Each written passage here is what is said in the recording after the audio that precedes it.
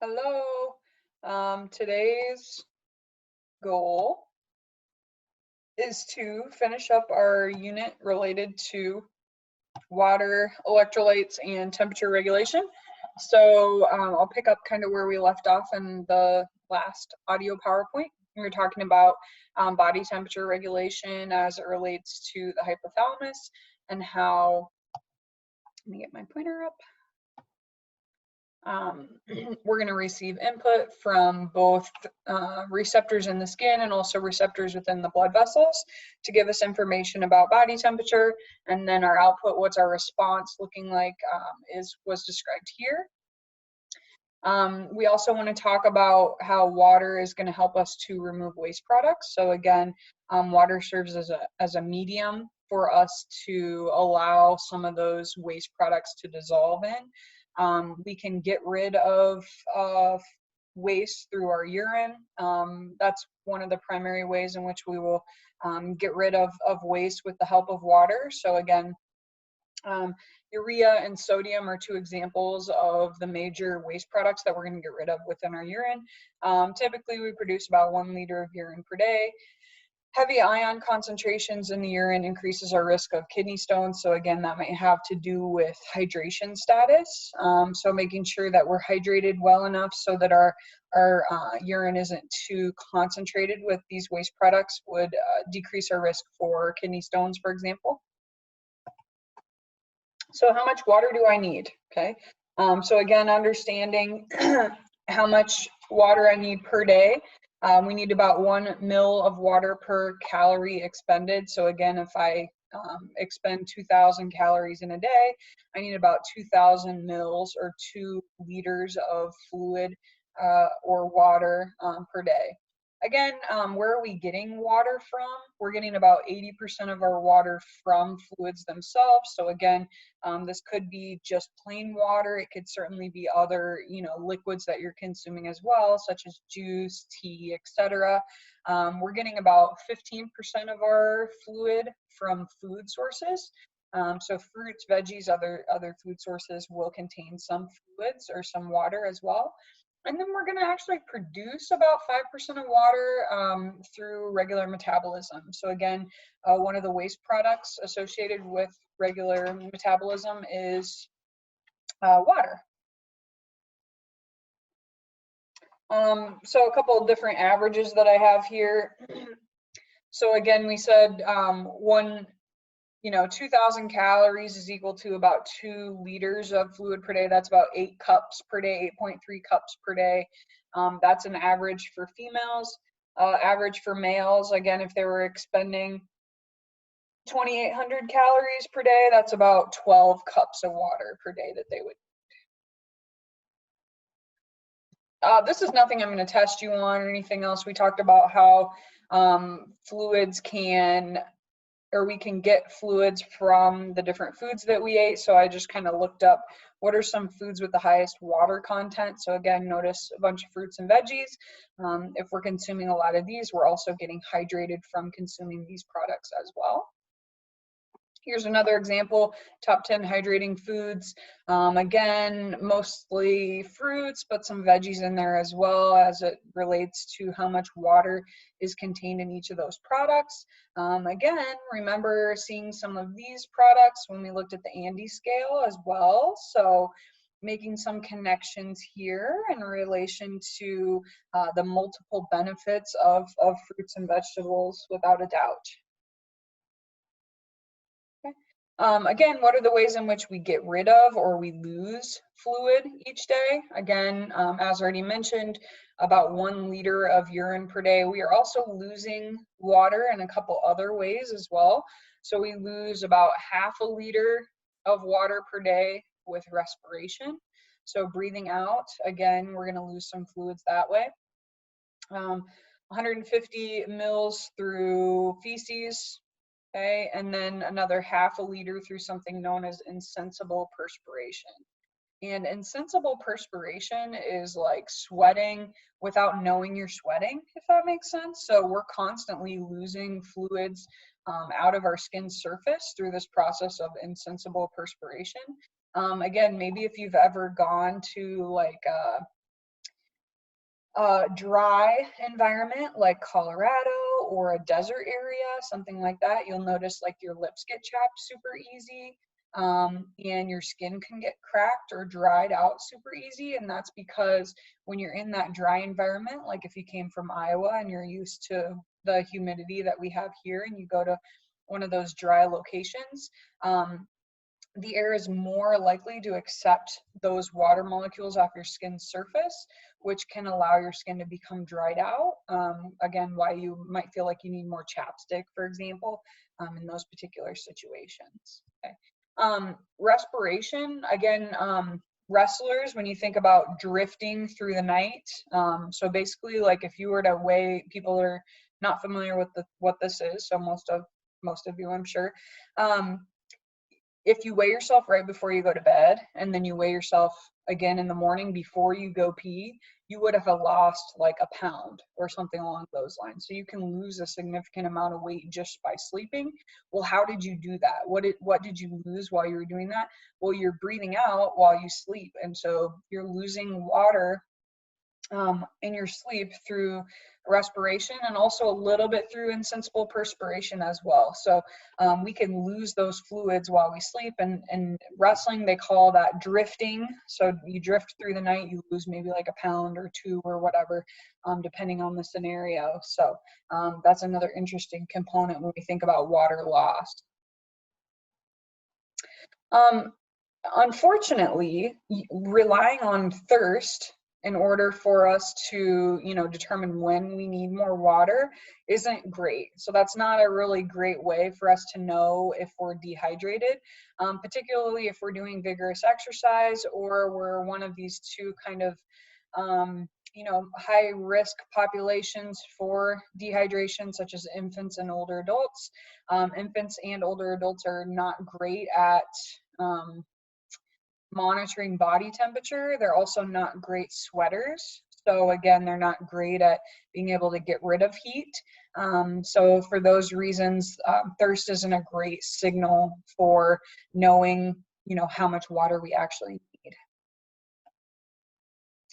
What about thirst during exercise? So because thirst isn't a reliable mechanism for athletes, we should be drinking before we get thirsty, okay? This says you should weigh athletes before and after training sessions, and then you should consume 24 ounces of fluid for every pound lost. I don't think there's a whole lot of athletes doing this. Certainly wrestlers are going to be weighing themselves pretty regularly, and we might use something like this in like preseason football if it's super hot out. Some of those fall sports, if it's super hot, in August or whatever, we might use something like this to keep our eye on their hydration.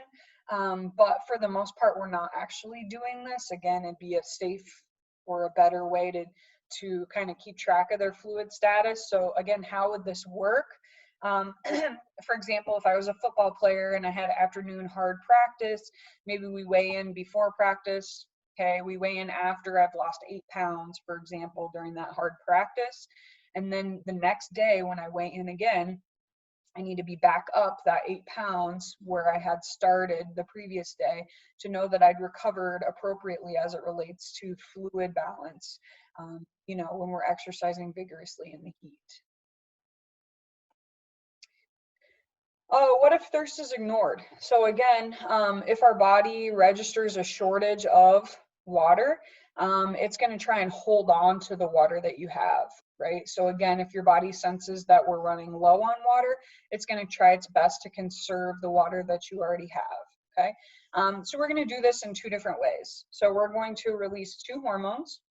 One is known as ADH, or antidiuretic hormone. The other one is known as aldosterone. Okay, ADH, its job is to help conserve water within the kidneys, and ADH stands for antidiuretic hormone. So again, I want you to think about what a diuretic is, and foods or drinks that are diuretics, they make you pee a lot. So for example, coffee, alcohol. When you drink a cup of coffee or a couple cups of coffee, you have to go to the bathroom more frequently, right?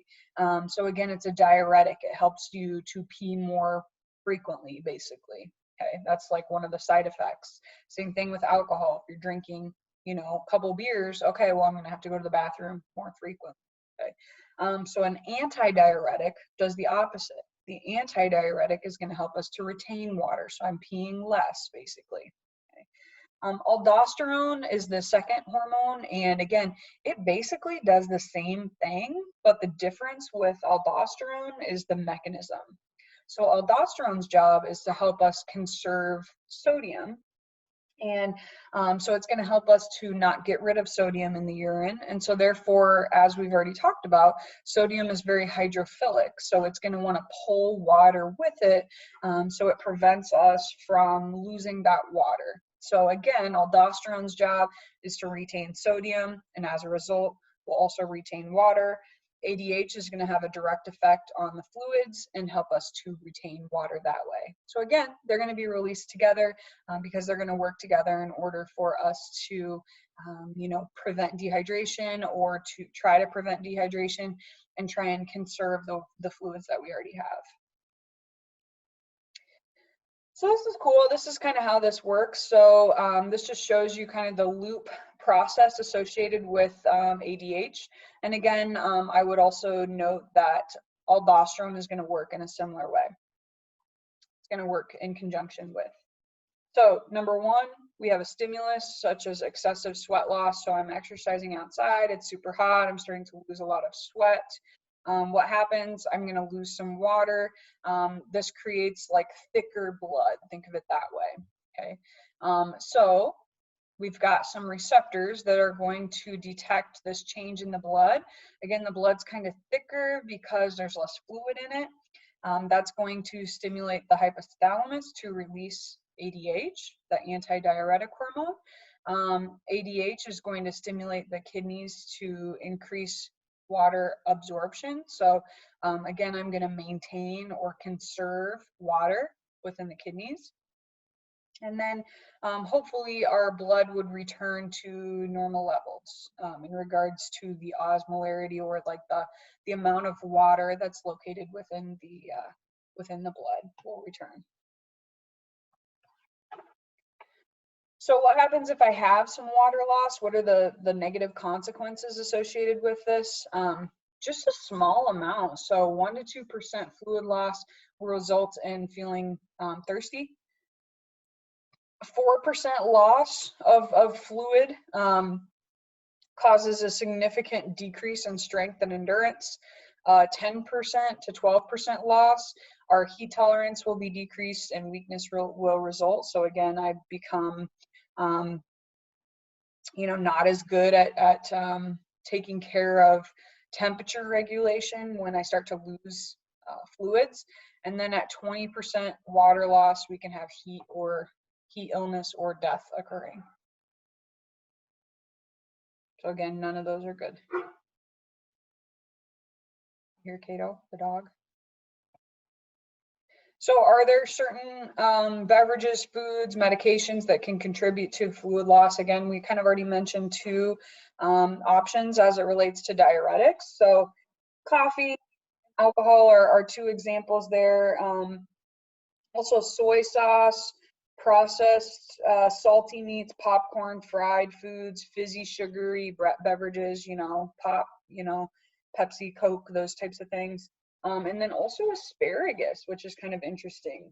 The reason for asparagus is because based on the composition of the amino acids in the asparagus, if you've ever noticed, it makes your pee smell funny. But basically, like the ratio associated with like the urea that's produced when we break down asparagus causes us to need to like lose more fluid when we get rid of that waste, which is kind of an interesting thing to think about. So again, those are just some examples of beverages and foods that can contribute to fluid loss that we should kind of be aware of. What about over-consuming? Can I over-consume fluids? Can I under-consume them? Certainly we can under-consume them, and that's much more common than over-consumption. But let's take a look at both of those processes here. So we have this thing known as hyponatremia. Hypo means low. Again, natremia, we're looking at sodium levels. So hang on one second. Let me get my stinking dog here. Wow.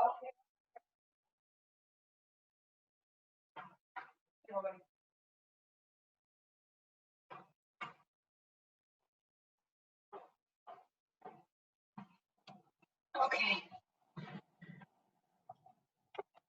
So hyponatremia, again, we're looking at, low sodium levels, basically. And the way in which we develop hyponatremia isn't really related to sodium deficiency so much. It's more so related to over-consuming fluids, such as just plain water, without consuming any electrolytes. So here's some examples of when this has happened. So in 2002 Boston Marathon, again, the reason that I chose 2002 Boston Marathon, we're looking at these statistics here. I know it's getting a little bit old here, but the Boston Marathon occurs in April, and in this particular year, it was pretty darn warm that day. So again, you can imagine, athletes being a little bit more cautious during an April race with consuming, a high amount of fluids. Okay, so 13% of our athletes at that particular race were in a hyponatremic state. Okay, meaning that they overconsumed plain water and didn't replace electrolytes that they probably lost from sweating in that scenario.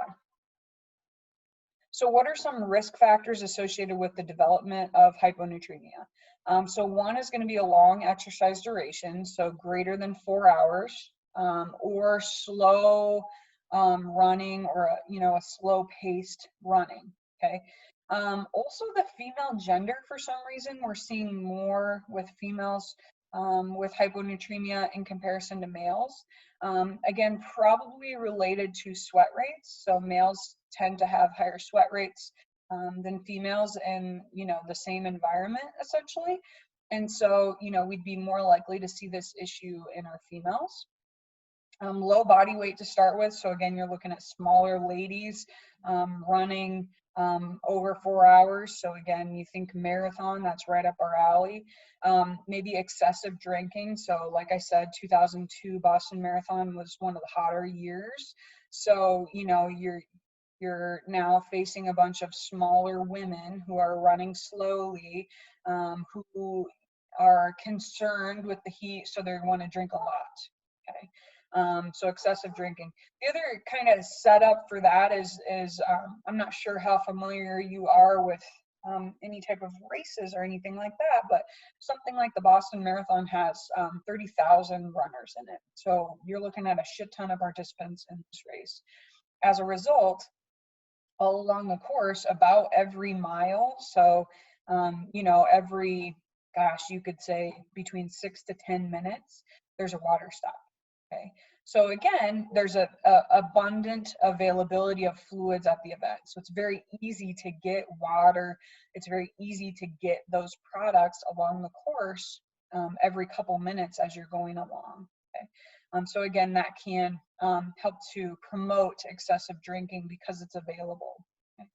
Maybe pre-exercise overhydration as well. So again, I'm concerned about the weather. I'm concerned about the temperatures of that particular race. I'm super nervous, so I'm going to do everything that I can think of to, enhance my fluid levels.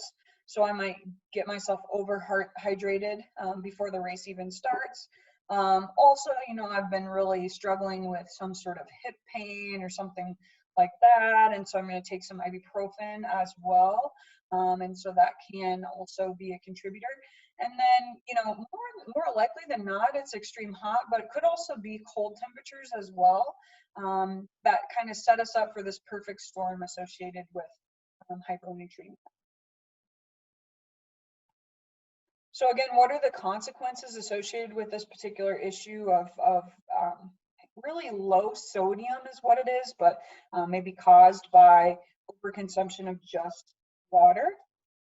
We can be confused, seizures, altered mental status, impaired renal function, respiratory distress, headache, vomiting, edema or swelling, and then also death. So again, we think about altered mental status, confusion, headache, vomiting. All of those symptoms are the same as what we see with dehydration. So you can understand why this is a tricky situation for us. You know, when we've got a lot of individuals that maybe are experiencing this, but we think it's dehydration, simply because the signs and symptoms are pretty darn similar. I will tell you, in my experience, I've never actually seen somebody with hyponatremia, but I've seen many athletes suffer from dehydration. Okay.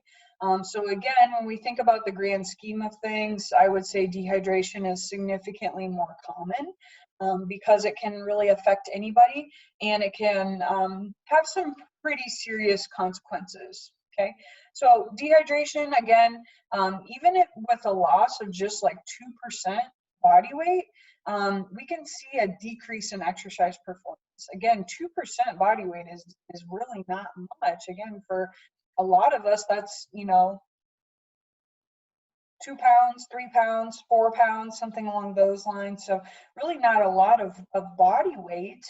That's very easy to do, to lose that much weight in one single workout, if you've ever paid attention to that. Losses in excess of 5% of body weight can decrease work capacity by 30% for endurance sports.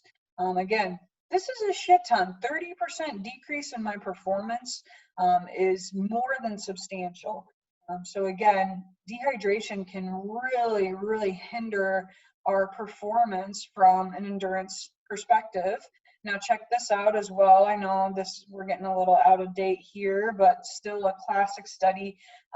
These two people are kind of some of the leaders in as it relates to sports nutrition. So for sprint athletes, time to exhaustion decreased by 45% with as little as 2.5% loss of body weight from fluids.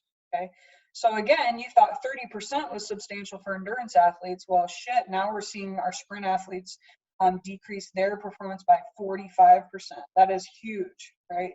So again, I can't emphasize enough how important hydration is as it relates to performance. Okay, even in thermoneutral environments, so again, in conditions where it's not super hot, VO2 max can decrease by 5% when fluid loss is 3% of body mass or more. So again, in sports where we're inside, for example, if I get myself dehydrated for some reason or another, I'm still going to see a 5% decrease in performance here. Again, 5% doesn't seem like a whole lot compared to, you know, on the previous slide we said 30% or 45%, but I don't want to decrease at all. You know, we work really hard as athletes to get ourselves physically and mentally conditioned to do the best that we absolutely can. I do something stupid like not get yourself hydrated and then lose 5% of all the hard work that you put in for that particular competition.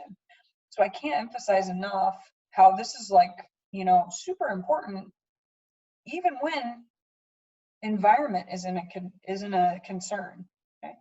Endurance performance will be severely impacted by dehydration.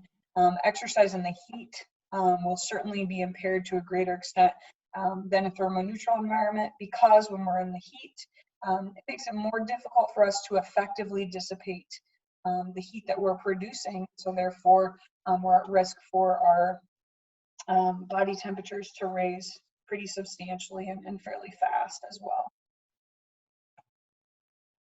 So again, we think about what are some of the consequences of dehydration. So this shows you what's happening from a physiological standpoint. So first thing that happens as I start to get rid of fluids is I lose some plasma volume. So again, plasma volume is the fluid component of our blood. So as I lose fluid within the blood, this increases something known as blood viscosity. And blood viscosity is like the thickness of the blood, okay? So if my blood is thicker, it's more viscous in nature. So increased blood viscosity. Imagine taking, you know, your blood was like water before, and now it's more like a milkshake. Okay, so it's a lot thicker in nature. Okay, so decrease in fluid gives us a higher blood thickness or a higher blood viscosity. As a result, you can imagine that it's harder for us to move the milkshake through a tube versus water, right? It's the same as if you were trying to drink a milkshake out of a straw. It's much harder to do that than if I were just to drink water out of a straw. Okay? As a result, it slows things down. Okay, so it's going to slow down the filling of blood into the heart, which has a negative impact on stroke volume and an increase in heart rate, a decrease in cardiac output. So basically, I can't do as much work with the cardiovascular system as what I might be able to do if I wasn't dehydrated in the first place. Also, as a result, again, remember we said one of the major thermoregulatory mechanisms associated with heat movement is movement of the blood. Okay, so now because my blood is more viscous or thicker, it's harder for me to dissipate heat because everything's slowing down, right? It's harder for me to get that heat to the skin surface because it's a milkshake, not water, okay? So skin blood flow will decrease. Our sweat rate will decrease because I don't have as much fluid available to sweat. And I will also increase my core temperature, which is a major threat to us as it relates to, you know, just maintaining our normal function. So as a result, we have no choice but to decrease our intensity of the exercise in order for us to really try to prevent the increase in core temperature. So some other kind of things that I had written related to dehydration and the consequences for you to add to this slide. So again, we know that dehydration will occur as it relates to a negative water balance. So basically, I'm getting rid of more water than I'm consuming. Okay, can cause overheating, can increase our cardiovascular stress. So again, imagine that it's significantly harder for your heart to pump, push out a milkshake versus water. Water is easy, it's easy to flow, but a milkshake is significantly harder to do so. Muscle cramping.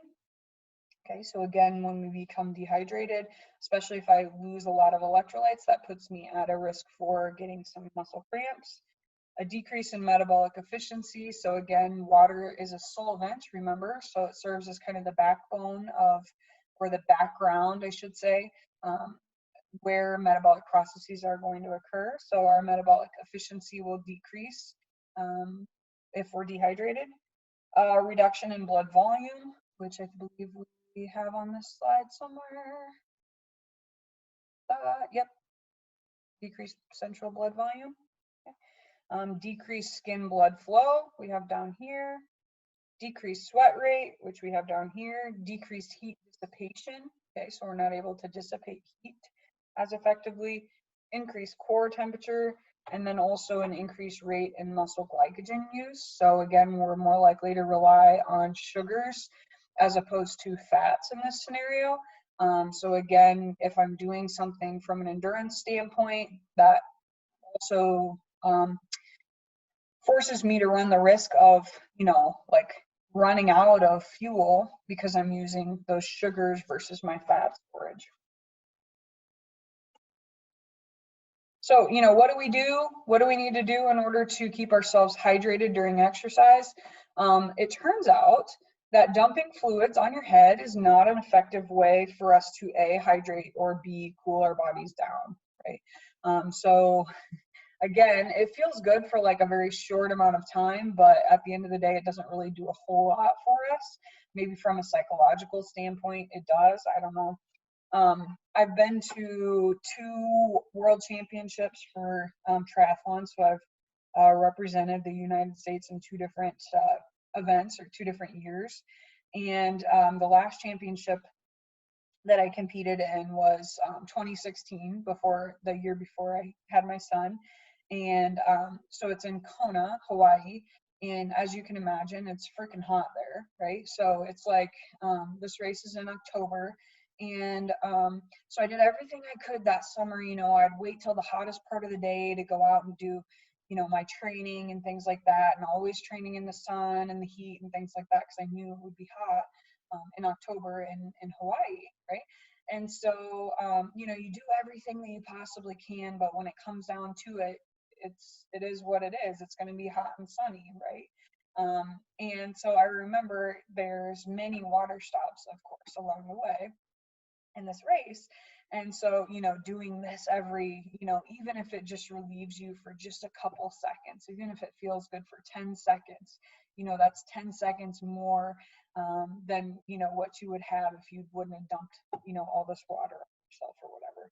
So I think from a psychological standpoint, in certain scenarios, like that was, you were looking forward to that at every single water stop or whatever. So it is something, but it doesn't seem to, from a scientific standpoint, be super effective. And I didn't even know that, and I still freaking do it. But whatever, from a psychological standpoint, it makes you feel good and it gives you that little bit of relief. So why not, you know, if it's available. So again, when we think about hydration, you know, water and electrolyte losses during exercise can vary depending on many different factors. Probably the most important factor for us to consider is the environment, right? The environmental conditions.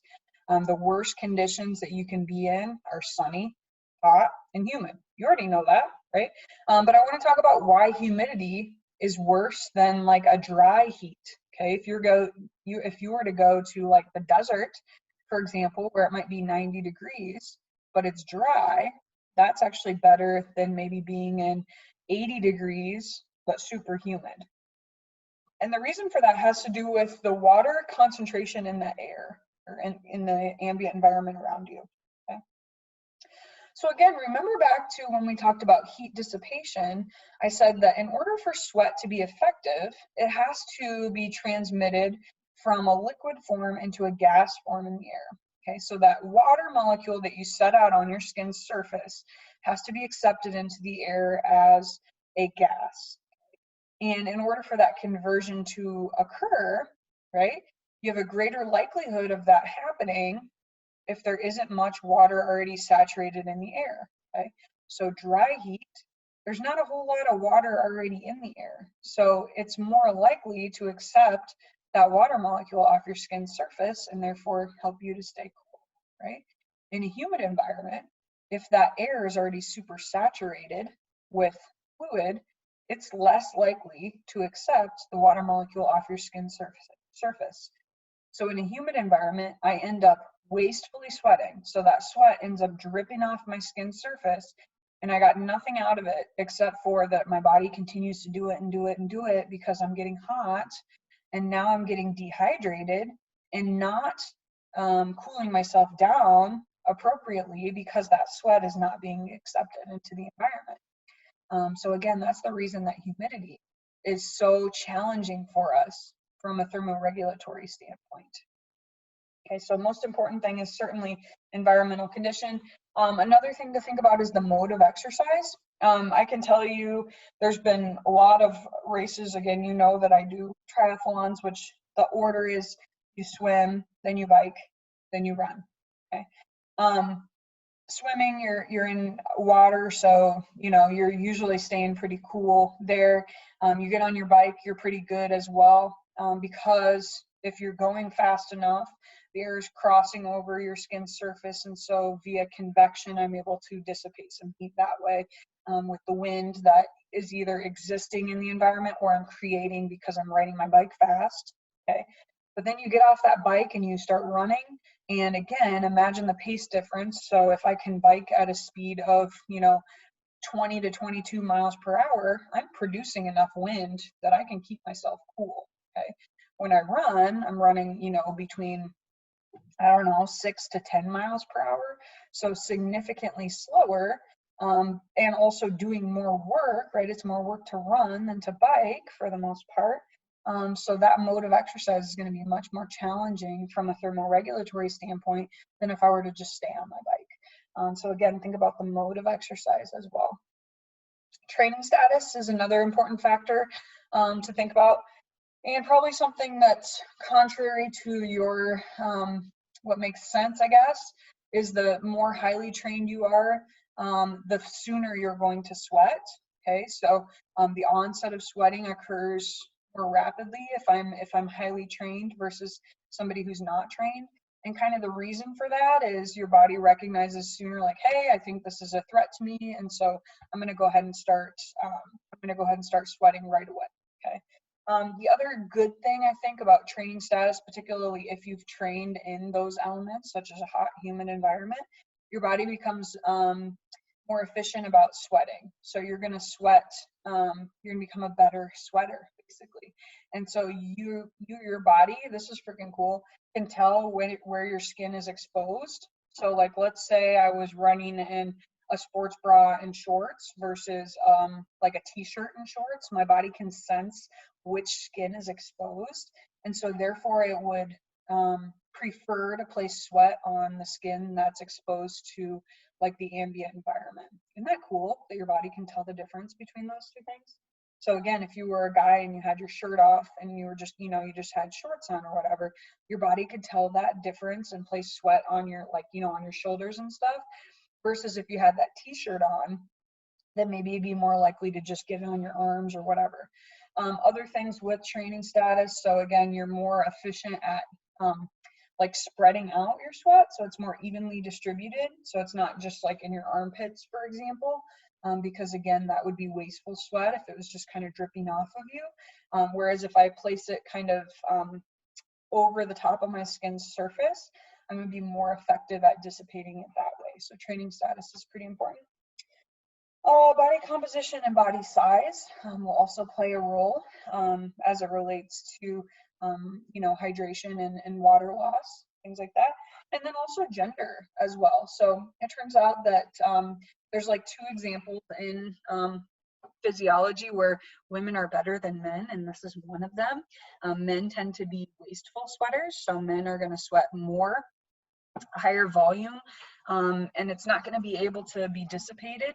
Women, we glisten, we don't sweat, we just glisten. So we're going to be more effective at dissipating our heat via our sweat because we're not wastefully sweating. So dehydration is less of a concern for females in comparison to men because men are going to be more wasteful with their sweating. So again, how much fluid do I need? Again, if I'm going, at a slow pace or low intensity, fluid loss could be about a ½ liter per hour. So we need to consume about 16 to 20 ounces per hour in order to kind of counteract that. In a hot and humid environment, fluid loss can be up to 2 to 3 liters per hour. Again, in a hot and humid environment, it is just absolutely impossible for us to keep up with this, right? There's no way that I can consume 2 to 3 liters of fluid every single hour and continue to exercise, right? So honestly, when it comes down to it, when we're in a hot and humid environment, we've got to accept that intensity has got to go down in order for us to really survive in that particular setting. Okay? If the exercise bout is short enough, I can get through it as long as I'm hydrating afterwards, right? But when it comes down to it, there's nothing we can do to prevent dehydration if it's hot and humid out and we're doing prolonged exercise. For short duration exercise, water seems to be fine as a way for us to, replace the fluids that we're losing. For longer duration exercise, we might want to do electrolytes as well in order to account for, the salt loss or the electrolyte loss through our sweat.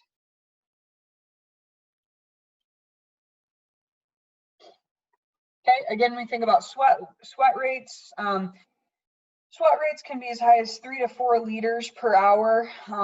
That's a lot. That's between 6.5 to 9 pounds of water per hour. Okay, so again, if I'm sweating at this high of a rate, I can't imagine that we're going to be able to sustain that particular sweat rate and that intensity for more than maybe 80, 90 minutes at the very, very most. Okay.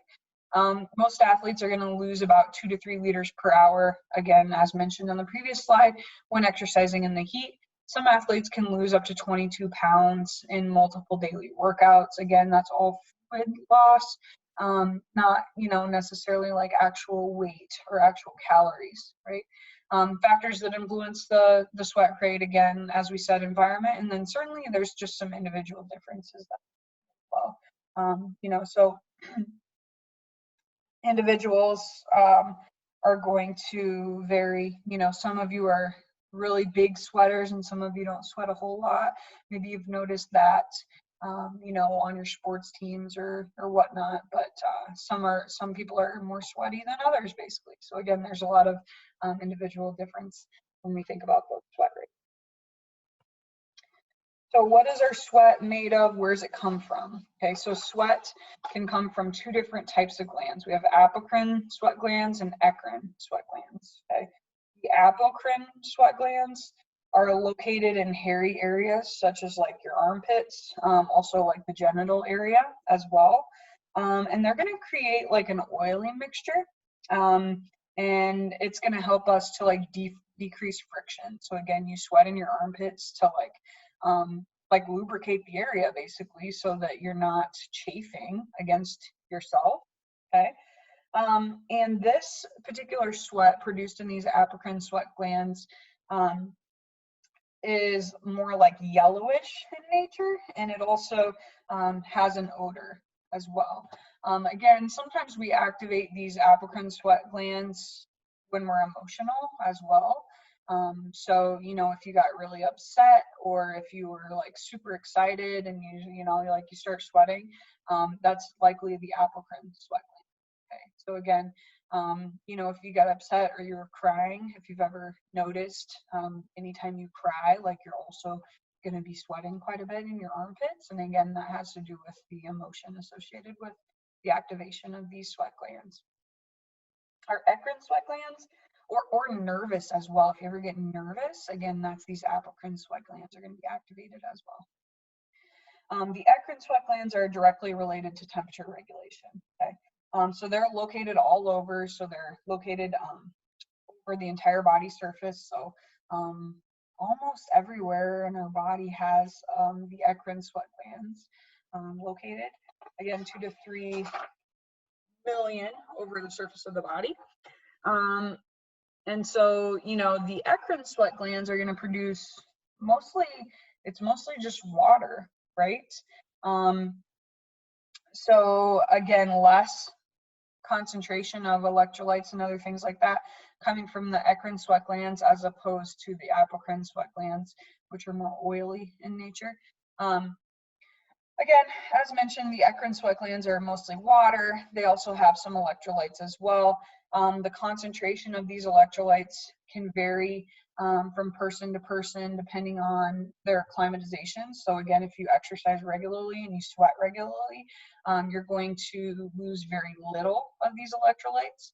If you're dehydrated, for example, I'm going to lose significantly more electrolytes, because your sweat's going to be more like concentrated in nature. Or if I'm unfit, I'm not used to exercising frequently, then I will also lose more electrolytes in that scenario.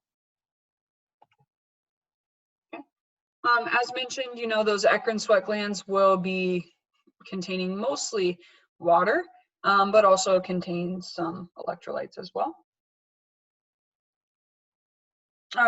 When we think about, you know, acclimatization, the reason that your body wants to like send out just water and not the electrolytes is the electrolytes make the concentration of the fluid that you're putting out kind of like heavier, imagine it that way.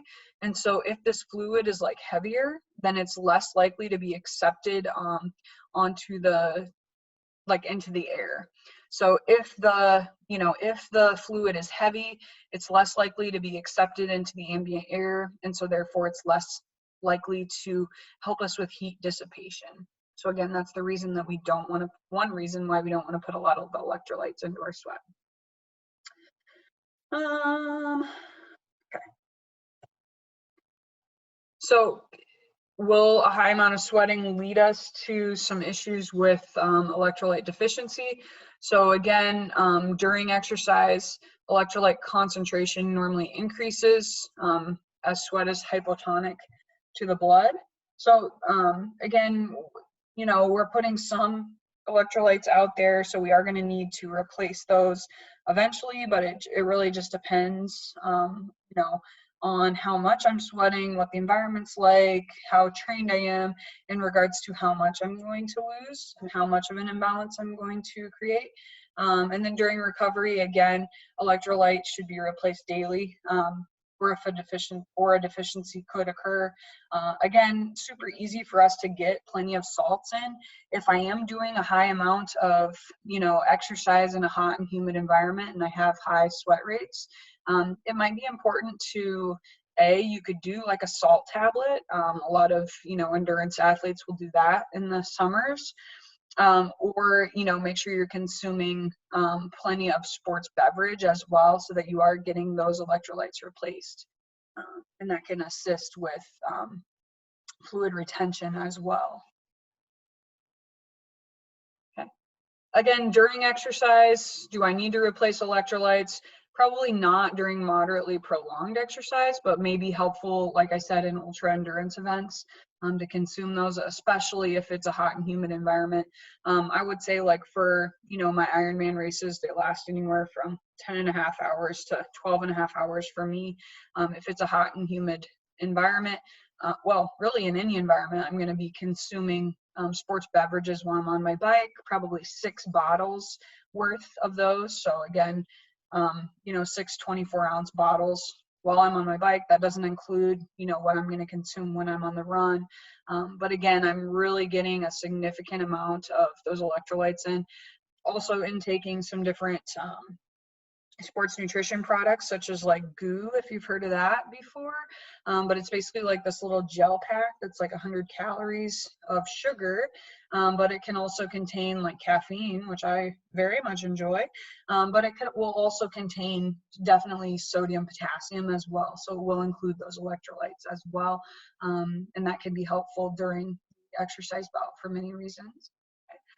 Daily replacement, again, our normal diet will help us to maintain those electrolytes. So, you know, if you're not exercising for greater than an hour in a hot and humid environment, you're probably okay to not. I mean, it's certainly not going to hurt to have, you know, a sports beverage so that you are replacing, you know, the carbohydrates as well. If you've done enough to like elicit that need, I guess, is my advice. Also, you know, you can get like what's it called, like the G2, which is like your Gatorade's got like 15 calories, but it has all those electrolytes in it as well. So that's another, you know, pretty reasonable option. Like Propel, for example, is like 5 calories or something like that, but contains all those electrolytes. So certainly not going to hurt if you are in a hot and humid environment, or sweat rate is high, or you're somebody who has suffered a lot from different cramping and issues like that. It would be something to kind of think about and maybe consider, and certainly won't hurt if you're somebody who, you know, fits some of those parameters. So what's more important to replace during exercise in the heat? Gosh, man, really got it loaded up here. Water, carbohydrates, electrolytes. We probably need all 3, right? So again, I described some of these sports drinks that I might be consuming. Guess what? It contains all 3 of these things. It contains water, carbs, and electrolytes, and probably caffeine as well. I'm a big lover of caffeine during performance. I think that that's great as well, and we'll talk about that when we get to our ergogenic age unit. But you know, when we think about what's important, well, shit, all 3 of them are important. We need to replace the fluid, we need to replace the carbs, and we need those electrolytes as well. So again, if I'm not doing something long enough, then I probably don't need the carbohydrate. But if I'm doing something, you know, longer than 60 or 90 minutes, then yes, we need the carbohydrates as well. Okay, I think that's it for that particular unit. Again, if you have any questions about any of that, please let me know, and I hope you have a great day.